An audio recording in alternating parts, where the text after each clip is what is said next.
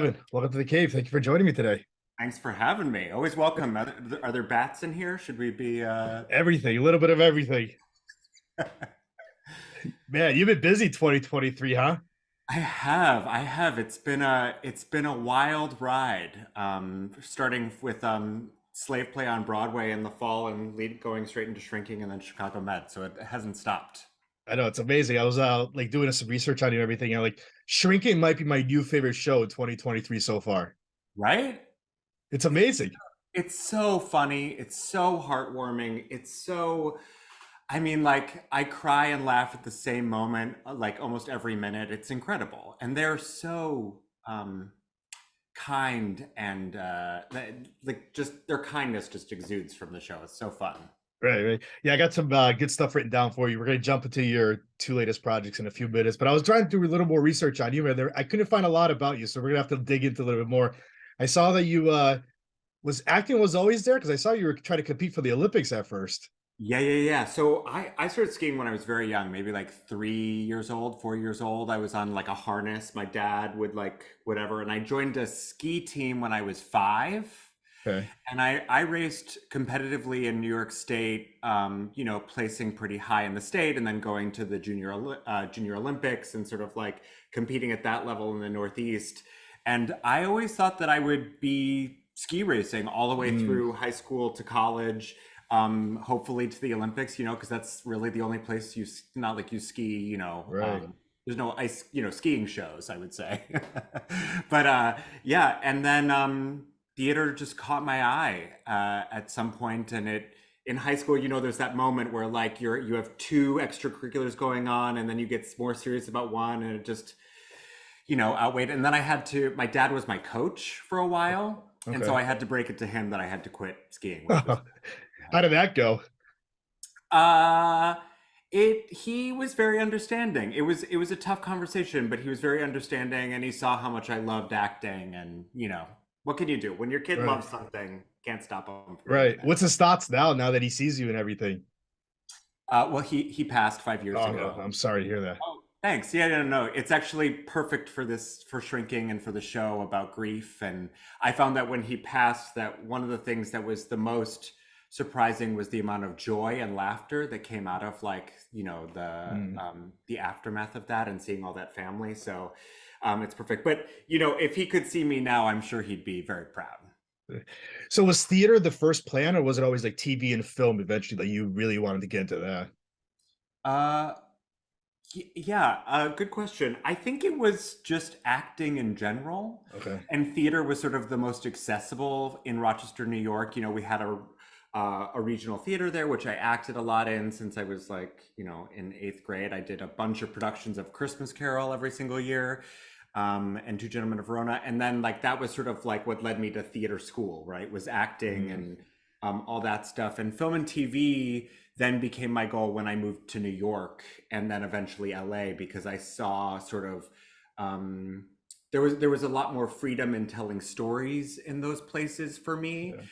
I felt I liked the sort of the way the days worked and how you didn't do the same scene twice. Yeah. Obviously, I still go back to theater when I can because it's my first love. But yeah, now the goal is film and television. That's right. I've had other guests on that done both. I got to put you on the spot. What's easier, theater or TV film, and why? They are both so different. Right. I would say for me, as someone who trained in theater, when I went back to theater last fall after a long break, like I think it was like 4 years or 5 years since I'd been on stage, Mm. it came back like riding a bike. There's something about it that like my body is used to. Whereas I feel like with film and television, because the day is always different, the cast is always different, the circumstances are always different, you're always sort of on edge learning something. So I would say theater feels more familiar to me. Do you feel more like not stress, but more pressure? Like you don't want to screw up your lines in theater compared to like TV and film.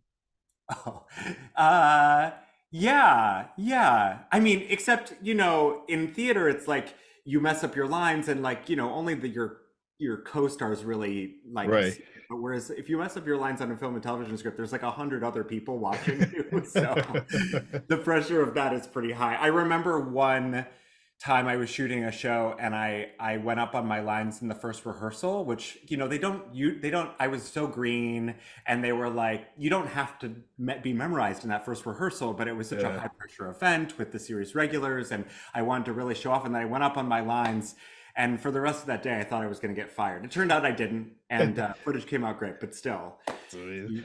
you sweat in your pits during those times. So you've done theater, you've done the TV and everything. Like, what's Devin's goal? What's give it like a certain role you kind of hope you get your hands on someday, or another type Yeah. of goal? You know, I yeah, what is my goal? I think my goal is to I grew up, it was 6 Feet Under on HBO was very formative to me, Yeah. watching that show, and I fell in love with that family and those characters. And when that show was done, when it the season series finale, which I think is one of the best series finale of all time, I wept uncontrollably for an hour and a half because I felt like I was losing my family. And I feel that same way about Friday Night Lights. There are a couple shows out there where like you really got into, like, you felt like you were a part of their life Yeah. in some way. And I think I would love to be on a show where that is part of the, you grow up with these people, where you see Mm. them have these formative moments. And because it was so formative for me to watch those actors grow and those characters grow, I'd like to have that 10-year, 5 to 10 year span to grow as a character and tell that person's story. Isn't it amazing how like a TV show could do that to you? I mean, It's very powerful. it's super powerful. I I mean, Lauren Ambrose on that show, Claire, she was a young art student and she was really going through it. She was so relatable, and then to see her leave home finally and take Mm. this big step, you just feel so proud, and you feel like you're their best friend. You also feel like you are them, Yeah. right? It's incredible. Your imagination can really do a lot of Yeah. things. You ever watch a show or anything and you're like, the show, the episode ends, you're like, what? You think about characters, you're like, I talk to my wife sometimes, like, why did they do that? Why couldn't she or he do this or that? Yeah, Like, of because course. you Or you're invest so sitting much there. time with them. Yeah, or you're sitting there like covering your eyes, being like, "Don't do, what are you doing? Don't do it." But yes, of course, that makes like great television, right? Right, Because right. I mean, I think about that a lot. I think people feel that way a lot about Kai on Chicago Med, that he is someone who does things that they don't want him to do. Right, right. And every character has their reasons why they act the way they do. Yeah. So let's jump into that because I got some good stuff written down for you. First of all, like, how does it feel to be part of like the Chicago universe that's been created and you're part of Chicago Med? Yeah, I mean, it's a real family out there. Like, the minute that you arrive on set, they're so welcoming. The cast is incredibly kind and so good at their job, and the crew is incredibly friendly. They've been there, a lot of them have been there since the beginning, so it's Yeah. like really, you have all this family camaraderie, and it's really fun. And then to see the way in which those three shows have really, the Chicago universe, to see the fans fall in love with these characters and defend them to the core, and it's incredible to see how much the fans care about their people, Mm. right? I think, just as that we were talking about 6 Feet Under, they love Dr. Crockett, they love Will Halstead just as much as I loved, Claire back in the day. And it feels so special to be a part of that journey for them. And yeah. Oh yeah, like especially if you go like on, do you ever go like on the like those fan groups like on Facebook with the show or like Reddit? There's people that like they don't want this show to ever end No, no, no. Okay, because we I know will eventually say, it's gonna come. yeah. Well, I guess nothing lasts forever. Right. Oh, Dick Wolf has done a pretty good job at making things last forever. I would say, yeah, you know what? I don't go on those forums, partly because I think I would get my feelings hurt.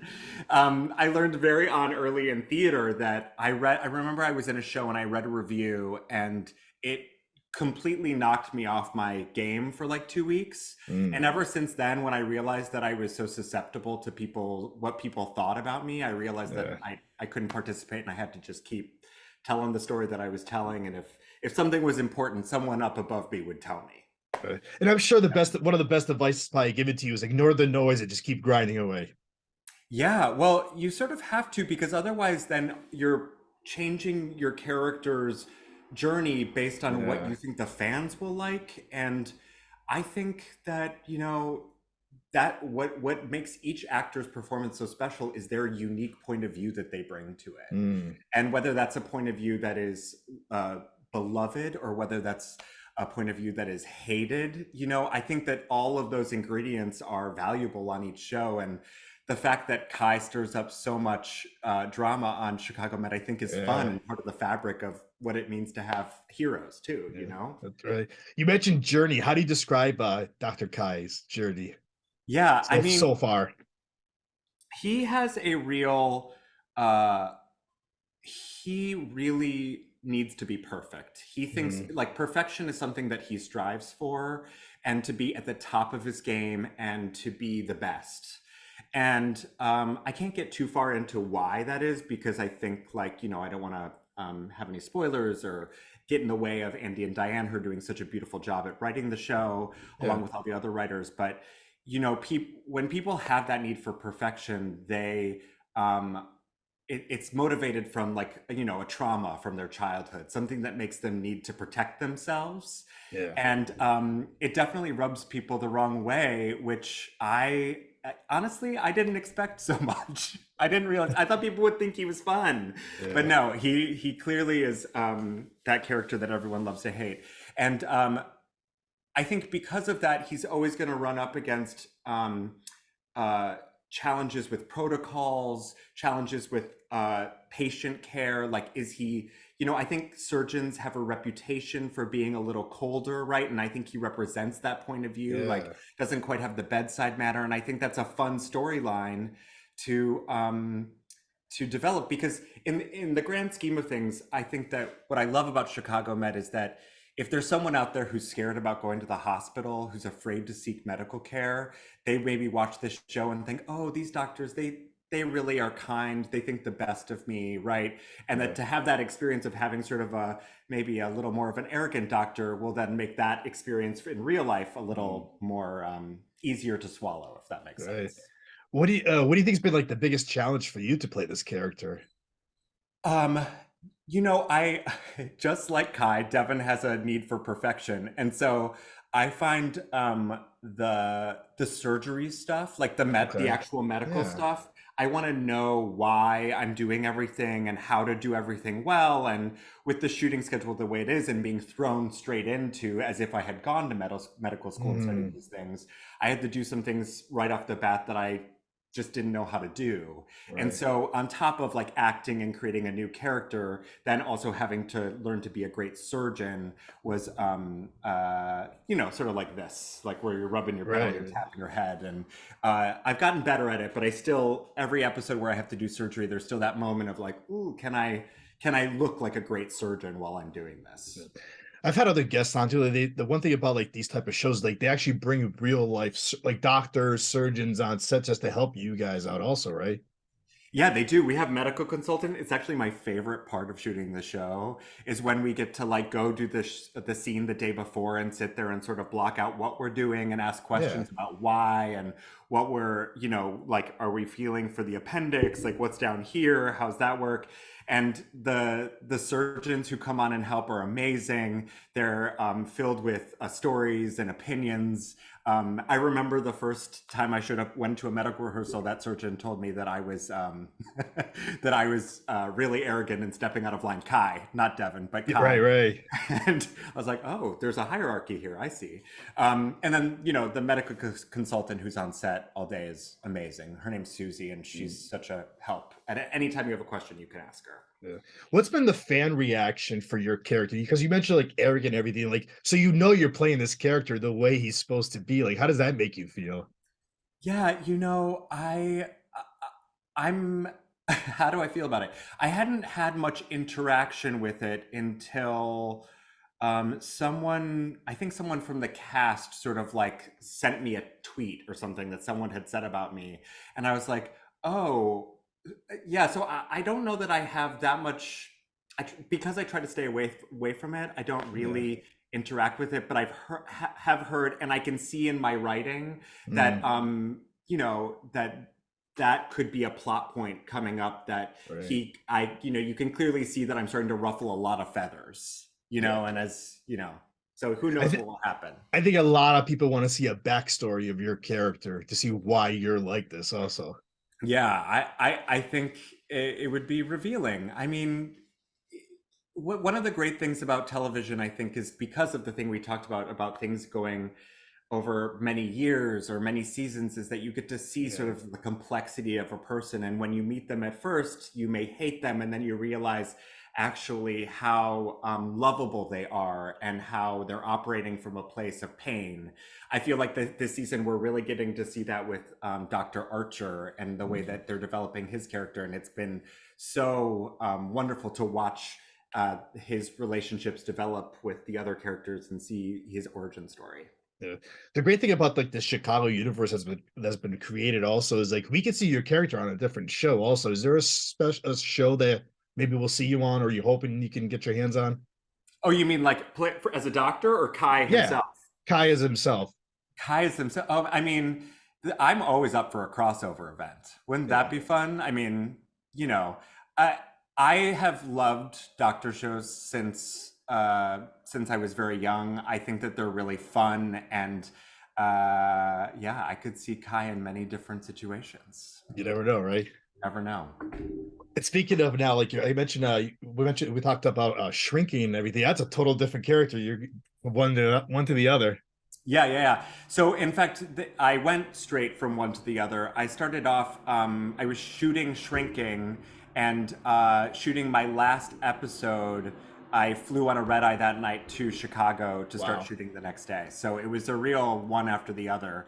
And Shrinking is such a bright, funny world. And then to go to Chicago Med, which is very serious about the medicine, it was a Right. really interesting change.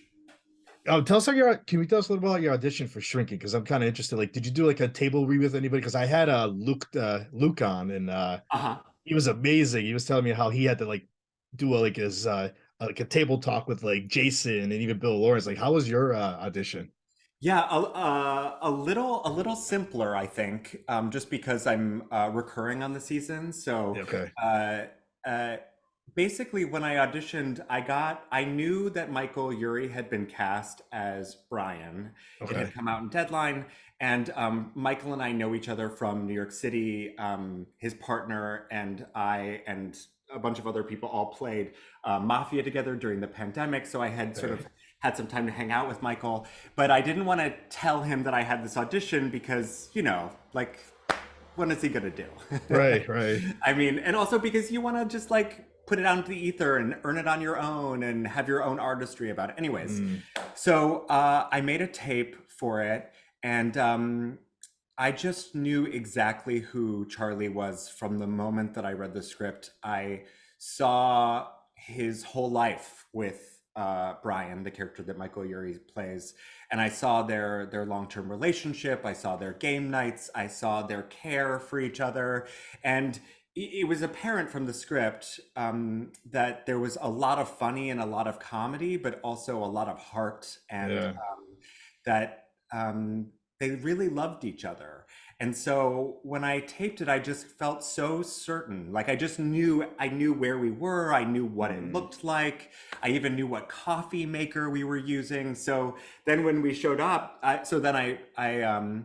they watched my tape and I got the offer. And once I got the offer, I told Michael, and we were so excited to work together. So then the first day that we showed up to set, the coffee maker that I actually imagined was my coffee maker was that. So there's something about that, right? Where I was like yeah. sort of destined to see it and to be there on set, which was exciting. Is it me or like Bill Lawrence and Brett Goldstein? Like whatever they touch turns into gold or something. Just like that's if it seems like every time they get on a project, it's like it's a hit right away. Yeah, I mean they are magic. They're magic people to just be in the presence of. I Mm. mean, Bill shows up on set and he like sees a scene and it's working, but he has like one note and he'll come in and be like, it's this. And then like the next second, that scene is hilarious and funny. And they have a real eye for recognizable human behavior at its Yeah, best, you know? right. And I think it's because they see the the funny and the pain, right? Which is Mm. just so real life and so relatable. Yeah. Actually, I've written down here like it seems like they know how to cast the right people for the right roles for their shows. Yeah. Yeah, I would say It's so. I mean, amazing. the cast is impeccable. It's perfect. I can't imagine other people. They're from people Harrison Ford, Jason Segel, all the way Right. down to the very to the co-stars. Have a couple lines there. Everyone is exactly perfect. Mm. Speaking of Harrison Ford, we're gonna see you with any parts with him? Yeah, without any Any spoilers, scenes? I do have a few scenes with Harrison, Yeah. and he's incredible. He's actually one of the kindest people I've ever worked with. Mm, it's amazing. Any advice from like Jason or like even Harrison Ford when you joined the cast for this? You know, no, and not because they don't have it in, they have advice in spades, but Yeah. uh no, because I think they trust that everyone who's there is supposed to be there Okay. and do what and offer their expertise and their point of view. And on the other side of it, I think they're there to be, journeyman actors, people who are part Mm, of an ensemble. And so it really just felt like working with anyone, right. and that's the best part is that they are so relatable and so easy to approach and talk to and joke with. And I think Yeah. that's why the show works the way it does, because everyone is so welcoming and collaborative. Right. And actually, Luke said he was nervous like the first scene, and then after that, he goes, "It felt like I've been working with them for years. Yes. Each one of them." Yeah, and I mean, I can say both of them made an effort to just come up and welcome me to set and be really Yeah. kind about the work we were doing. And I just don't think you get that on every set. Mm, That's not the ethos. Sometimes sets are harder. People aren't as welcoming because of this, that, and the other that you have no control over. And they really made an effort to be super kind. amazing. So now, any word yet on season two for that? We're 4 episodes in No, now. It's been nothing yet, huh? no, out of my circle of influence. Right, right. You know. So what's next for you now? Any other? Because like I said, 2023 started out pretty big for you. What's next now? You got anything else coming out that you're allowed to tell us about? Yeah, no, I keep work. You'll see me more on Chicago Med coming up. I've got a couple episodes coming out, which are really fun. And other than that, I'm just really enjoying living my life. I had a year and a half basically of being pretty locked down because of COVID, having to Yeah. test always for work. And so I'm getting to have some time to like go on hikes and see friends and reconnect and Yeah. sort of take a little bit of breather before we pick up on anything else that comes That's up. right. Devin, how can listeners and viewers now find you on social media, keep up with you? At Devin Kawaoka anywhere. That's DEVINKAWAOKA. Kawaoka. And it's phonetic, so don't be scared to try it. Kawaoka. There you go. Devin, this was great. Thank you for giving me a few minutes today. Thank you so much. Talk to you soon.